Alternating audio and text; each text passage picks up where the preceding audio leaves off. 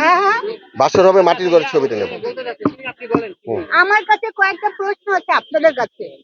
আমার কয়েকটা প্রশ্ন আছে আপনাদের কাছে।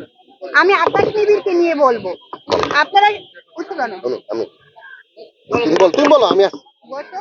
তুমি বলো আমি আসছি। আকাশ নিবিড়। না আমি তুমি বলো, তুমি বলো। বসো, তোমার এটা সাথে কার? কথা বলবো। হ্যাঁ? তোমার বিষয়ে কথা বলবো, বলো। আচ্ছা, আকাশ নিবিড় হচ্ছে একজন সাংবাদিক, আপনারা সবাই জানেন, আমিও জানি, সবাই জানে। এই যে উনি এখন সবার সামনে প্রকাশ করতেছে যে রাসেল মিয়ার সাথে ওনার ব্যক্তিগত একটা ইস্যু ছিল, সেই কারণে বর্ষার সাথে বর্ষা অনেক মানে ওনাকে রিকোয়েস্ট করছে, অনেক কথা বলছে, তার কারণে উনি মানবতার ফেরিওয়ালা হয়ে গিয়ে ওনাকে সেবা যত্ন করছে। সেবা যত্ন করতে করতে একটা পর্যায়ে গিয়ে তারা বিয়ে পর্যন্ত করেছে। এখন আমার প্রশ্ন হলো, একজন সাংবাদিক এত কিছু, যেমন উনি একজন সিনেমার মানুষ, উনি একজন শিল্পী, উনি একজন হিরো, ওনার সিনেমা রিলিজ হয়েছে, আর উনি তো আজকে থেকে ইন্ডাস্ট্রিতে না। এই যে আকাশ নিবিড় তারে নিয়ে, বর্ষারে নিয়ে যে সব জায়গায় এত সরাসরি করছে, বিষয়টা তো আমিও জানি কিছু একটা। কিন্তু উনি যে মিথ্যা প্রচার গুলো করে আসছে নিয়মিত, এই ছেলেটারে যে টর্চার গুলো করে আসছে, একটা ও কিন্তু এতিম একটা ছেলে, ওর পাশে তো কেউ নাই, কেউ ছিল না। আপনারা বলেন তো আমাকে, আকাশ নিবিড় ব্যক্তিগত যদি তার সাথে কোনো দ্বন্দ্ব থেকে থাকে, বর্ষাকে ইউজ ইউজ করে সব সাংবাদিকের সামনে তাকে ব্লেম দিয়ে যেভাবে প্রচার করছে, এটা কি ঠিক করছে? এই প্রশ্নের উত্তর আপনারা আমাকে দেন, আপনারা তো সবাই সাংবাদিক। এটার উত্তর কেন কথাটা বলছি, ধরেন আমরা কিন্তু সবকিছু ভুক্তভোগী হই। কেন হই? হঠাৎ করে একজন মেয়ে এসে বলবে সাকিব খান হ্যান করছে ত্যান করছে, অমুকে হ্যান করছে ত্যান করছে, তমুকে হ্যান করছে ত্যান করছে, আপনারা কিন্তু এটা ভাইরাল করেন। আচ্ছা, এইটা নিয়ে আমি আজ পর্যন্ত দেখলাম না শিল্পী সমিতির থেকে কোনো কথা বলছে। শিল্পী সমিতির কাজটা কি? এত এত ব্লেম দিয়ে যাইতেছে, ইন্ডাস্ট্রির উপরে এত কিছু হচ্ছে, এত সমস্যা হচ্ছে, আমি তো দেখতেছি না কারো কোথায় কোনো বিচার হচ্ছে। একটা মানুষ যখন কাজ করবে, একটা কাজ করতে আসবে, একজন প্রযোজককে যখন ফাঁসায় দেয় যে আজকে সে কাজ করতে আসলো, কালকে সে চলে গেল, কই শিল্পী সমিতি তো এটা নিয়ে কোনো বিচার করে না। কেন করে না? যদি শিল্পী সমিতি বিচার করতো, সে তো একজন শিল্পী সমিতির মেম্বার, সে ভোট দিয়েছে।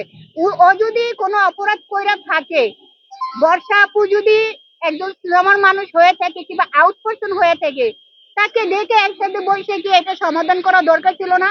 আজকে কি এতদূর পর্যন্ত আসে? মানুষ রাসেল মেরে দেখলে কি করে? একটা গালি দেয়। এই গালিটার ড্রাইভার কে? আজকে কে এটা আপনারা আমাকে বলেন, কে আর এটা আর ড্রাইভার কে নিবে? আর শুনেন, আমি একটা কথা বলি, হিংসা বিষোদ্গার এটা কোনো সমাধান না। আজকে দেখেন আমার উকিল মহোদয় এবং আমাকে আইনজীবীরা আমাকে বলতেছে যে বাংলাদেশের সংবিধান অনুযায়ী আপনাকে ডিভোর্স দেওয়ার 90 দিন পরে উনি বিবাহ করবেন, রাইট? হ্যাঁ। এটা হচ্ছে বাংলাদেশের সংবিধান অনুযায়ী এবং ইসলামিক আইন অনুযায়ী। আমার আশেপাশের আইনজীবীরা আমাকে বলতেছে আপনি একটা কাউন্টার মামলা দেন, কারণ আমি ওনাদেরকে স্পষ্ট বলে দিচ্ছি নো, আমি মামলা দিব না।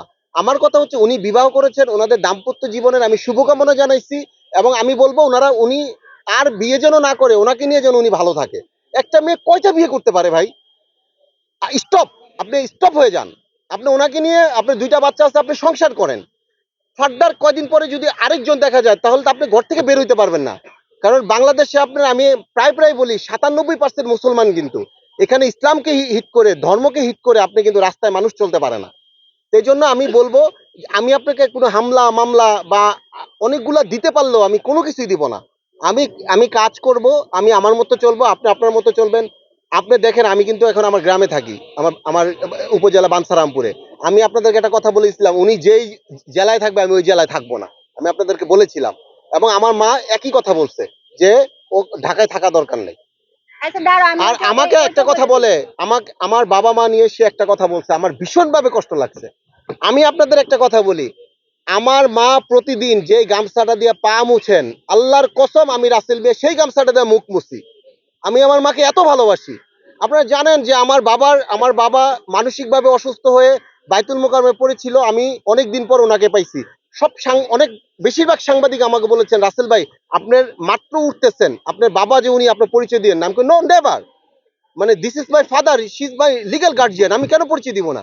সে আমার অহংকার, আমার বাবা, আমি পরিচয় দিয়েছি। এগুলো নিয়েও কিন্তু সে অনেক মিথ্যাচার করছে। সর্বশেষ আমি আপনাদের মাধ্যমে এটাই বললাম, আপনি সংসার করেন, আপনার জন্য দোয়া, আপনার মানুষকে নিয়ে হয়রানি করেন না। আজকে আমার জীবন নষ্ট করছেন, ধরেন ফার্দার এই যে আপনি সাংবাদিকের কথা বললেন, তার জীবনটাও যদি নষ্ট করে, এরকম করে আরেকজনের জীবন যদি সে নষ্ট করে, এভাবে তো পরিবার নষ্ট হচ্ছে।